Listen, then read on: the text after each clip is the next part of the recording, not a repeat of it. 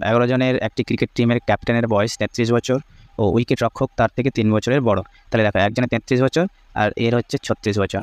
যদি এই দুজনের বয়স টিমের মোট বয়স থেকে বাদ দেওয়া হয়, দেখো টিমের গড় বয়স যদি আমি এক্স ধরি, তাহলে ওদের টোটাল বয়স কত হবে?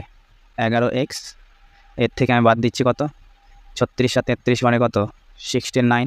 তাহলে এখন বেঁচে থাকছে কত? 9 জন, কারণ 11 জনের মধ্যে 2 জনের তো আমি বাদ দিয়ে দিচ্ছি। তাহলে এখন বেঁচে থাকছে কত? 9 জন। তাহলে এখন 9 জনের গড় বয়স হবে কত?